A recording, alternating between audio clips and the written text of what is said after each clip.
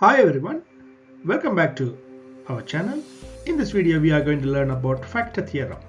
Let's say you have a polynomial fx, x squared plus 5x 6. This is a quadratic polynomial. This will become x plus 2 and x plus 3. Right, so let's suppose you don't know the factors of this quadratic function. So how can you find factors? What you can do is you can try substituting couple of numbers. For example, let's substitute 0. f0 will give you 0 squared plus 5.0 plus 6. So this is 0.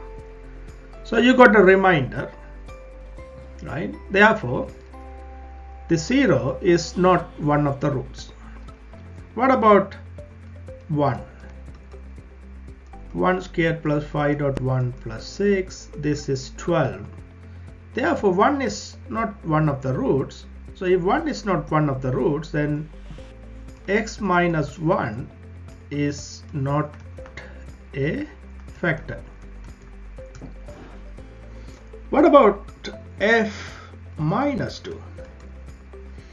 If we substitute f minus 2, this is minus 2 squared plus 5 into minus 2 plus 6.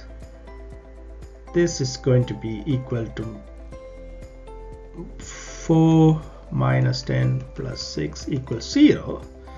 Therefore, minus 2 is a root, right? That's why you got 0. This means x plus 2 is a factor.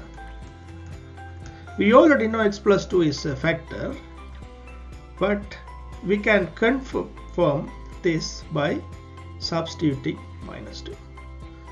So what factor theorem says that if you have a polynomial function fx and when you substitute a to this function and you got 0 as an answer. So if you remember the last video, 0 means the remainder is equal to 0. So when you substitute a to this function and if you are getting the answer 0, which means a is a root and x minus a is a factor. This means this is called factor theorem. So if you given a polynomial function and if you want to find the factors, what you can do is you can try to substitute few numbers, and if any numbers give you 0 as a remainder, then that will help you to find the factor. So that is factor theorem. Thank you for watching this video. Let's have a look at a couple of examples in the next video.